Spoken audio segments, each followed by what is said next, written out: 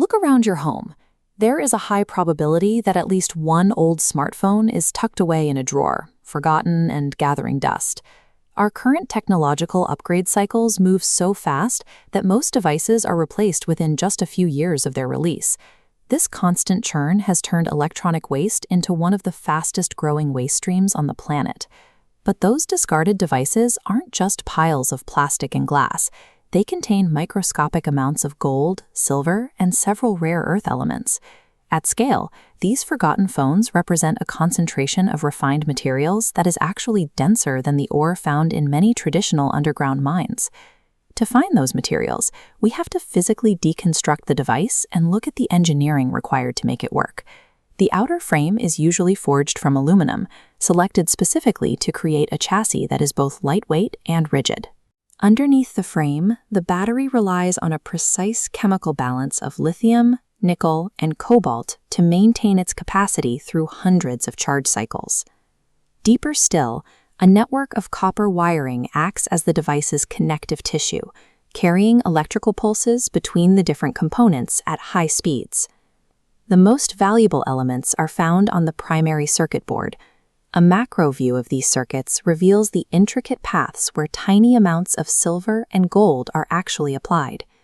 Engineers use gold for these microscopic connectors because it conducts electricity with extreme precision while remaining completely resistant to corrosion.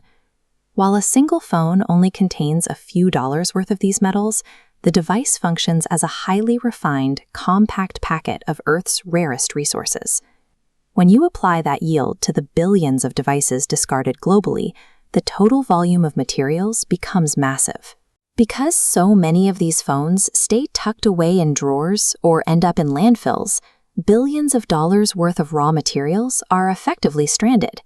Urban mining is the industrial process designed to recover that value. Rather than digging into the earth for new ore, specialized facilities process existing electronics to separate and extract the batteries, plastics, and metals. Once extracted, these elements are refined and sent back into the manufacturing supply chain to build the next generation of hardware. The results are tangible. Urban mining can produce stacks of pure gold and silver without the massive environmental footprint associated with traditional open-pit mining. This shift turns a global waste problem into a highly efficient secondary market for the materials we need most. We are reaching a point where the most concentrated deposits of precious metals are no longer found under mountains, but inside our own cities. Utilizing trade-in programs and certified e-waste recyclers are the primary ways to ensure these materials are actually returned to the production cycle. Every phone that is recovered and dismantled reduces the amount of new raw material that must be violently extracted from the Earth's crust.